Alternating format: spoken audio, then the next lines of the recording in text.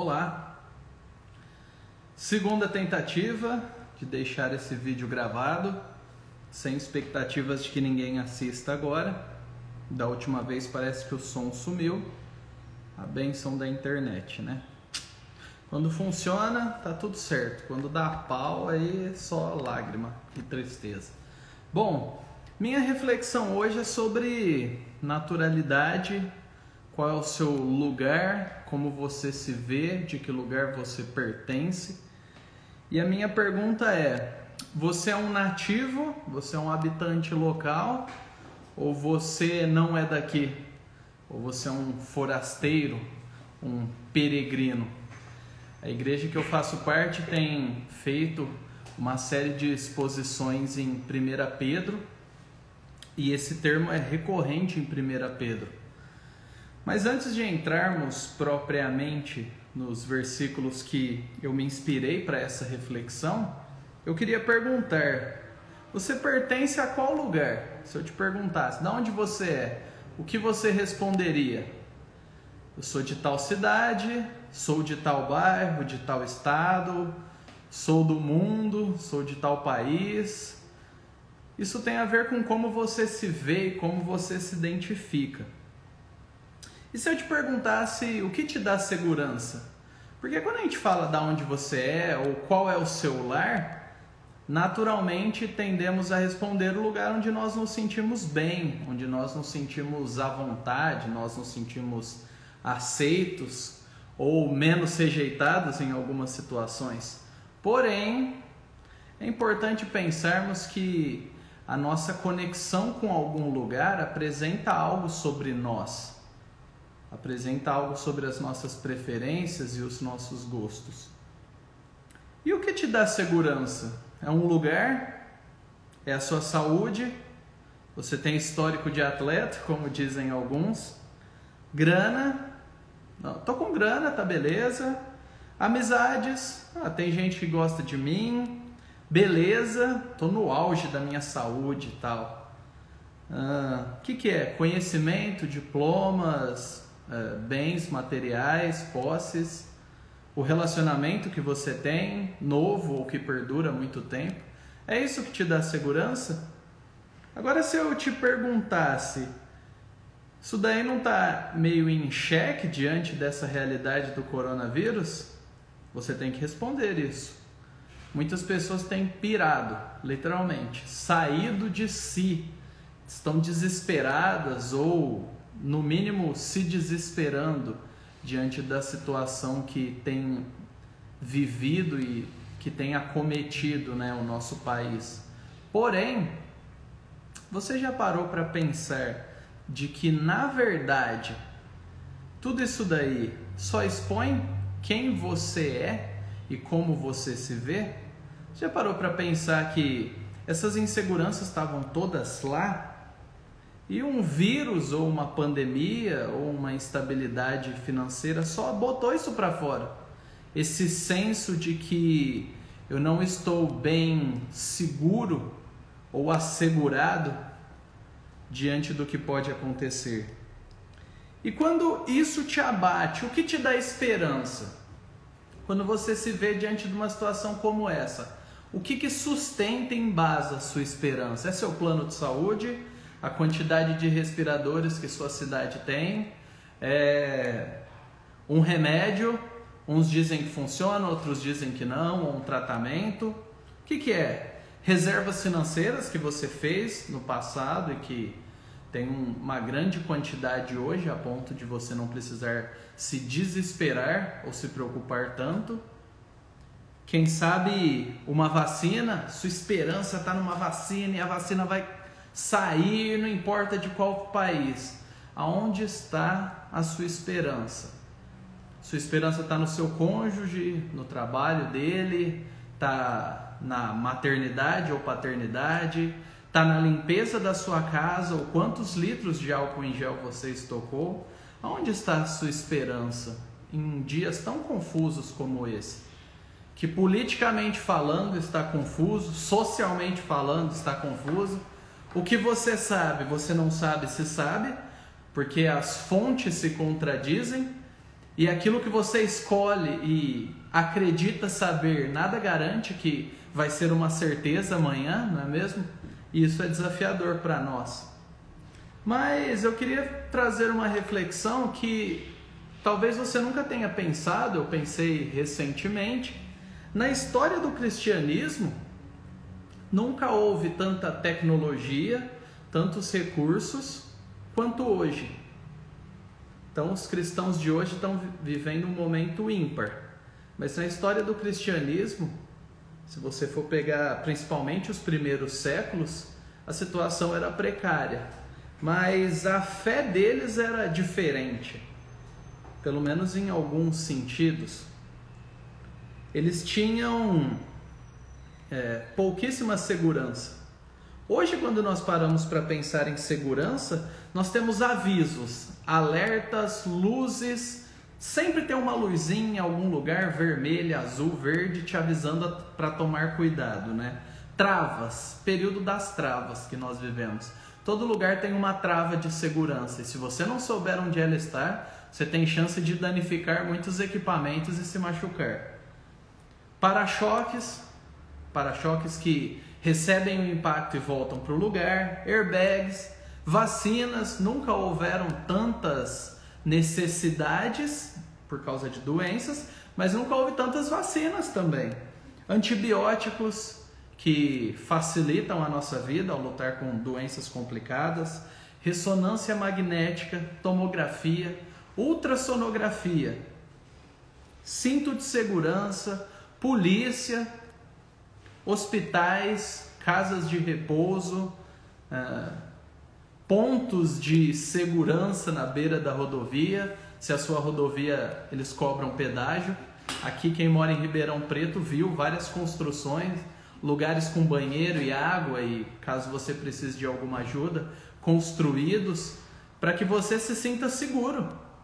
E na história do cristianismo não havia tudo isso, não haviam tantos recursos. E eu creio que eles tinham algo que nos falta. Eu acho que eles tinham uma compreensão bem mais palpável sobre a insuficiência, a incapacidade, sobre a fragilidade da vida, que eu creio que nós cristãos modernos de hoje não temos com tanta clareza. Para nós, os antigos eram heróis da fé, mas para eles eram pessoas que não tinham aonde se agarrar, a não ser o Deus e a fé que eles professavam. Para nós eles eram gigantes, mas para eles eram simplesmente crentes tentando viver. Eu creio que eles tinham bem menos garantias sociais, políticas e em todos os quesitos, né, como eu já citei. Eles tinham menos tecnologias para facilitar os cultos. Quando eles não podiam se reunir, eles não tinham transmissões online, energia, som, letras embutidas na imagem, enfim. Mas eles tinham uma vida mais simples. Eu creio que eles ganham de nós em muitos quesitos por isso. As complicações e complexidades que nós criamos talvez nos atrapalhem um pouco. Criam facilidades, mas talvez nos atrapalhem. Nunca houve tanta demanda por tanta tecnologia e nunca houve tanta dependência emocional nossa pelos aparelhinhos que nos conectam e fazem muito do nosso trabalho. Isso é algo para nós pensarmos. O nosso cristianismo sobrevive uma semana sem internet, uma semana sem ar-condicionado, sem bancos acolchoados ou fofinhos, sem toda a pompa, será? Não sei. Temo que muitos de nós entrariam em colapso se a sua igreja não fosse como era ontem ou há 4 meses atrás. E as pessoas realmente se ressentiriam. Eu creio que isso é verdade. Porém, você já parou para pensar no que você é? A gente está pregando sobre 1 Pedro aqui na Igreja Nova Aliança e tem um termo que é recorrente, um conceito que é recorrente. E está lá no primeiro versículo, 1 Pedro 1:1, que fala: Pedro, apóstolo de Jesus Cristo, aos eleitos que são forasteiros. Olha que interessante. Pedro chama esses cristãos de eleitos, pessoas que foram escolhidas por Deus e que são forasteiros. O que é um forasteiro? Procurei alguns sinônimos, né? E está ligado a um alienígena. Interessante, né? Palavra alienígena, de fora. Estranho. Também peregrino, intruso. Alguém que não é de um lugar, mas está em um lugar durante um tempo ou toda a vida. No caso dos cristãos, durante um tempo. Durante uma experiência curta, se comparada com o todo. E é isso que a Bíblia diz que eu e você somos, se nós somos cristãos. Se nós nos arrependemos e confiamos em Cristo, se nós olhamos para Ele como aquele que dá sentido à nossa vida, é isso que nós somos. Por isso que esse mundo é tão confuso, complicado e desagradável em muitos momentos. A gente se sente um peixe fora d'água, fala a verdade. Você olha e se cansa quando ouve sobre a conversa do final de semana do seu colega de trabalho que não é cristão, e você se cansa com o seu próprio pecado, não só com o dele. Você olha para a política e sente raiva, mas você olha para a sua própria igreja e sente raiva também, quando olha pessoas que são incoerentes com o cristianismo e parecem que não estão nem aí. E nós vivemos nessa luta. O trigo e o joio, pessoas incoerentes com a fé que professam, nós somos incoerentes. Você não é um habitante desse mundo. Você não é um nativo, um doméstico, um conterrâneo daqui. Por isso que você não se adequa. Você foi criado com anseios e um desejo de algo que você não pode ter aqui e agora completamente. Por isso você se frustra. E olha que legal diz 1 Pedro 1,17. E se vocês invocam como Pai aquele que sem parcialidade julga segundo as obras de cada um, vivam em temor durante o tempo da peregrinação de vocês. Interessante, né? Peregrinação. Um peregrino, ele não fica em um lugar e constrói a sua vida ali com expectativa de que ele se torne parte daquele lugar. E se nós somos da pátria celestial, como os antigos diziam, né?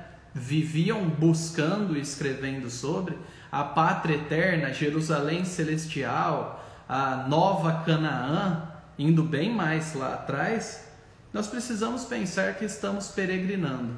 Então não é o fim do mundo se a igreja não puder se reunir alguns meses. Não, se a sua internet parar de funcionar, você não precisa se matar. Não, se os seus filhos estão fazendo bagunça, se não tem escola mais para enviá-los e te ajudar, não é o fim do mundo, ok?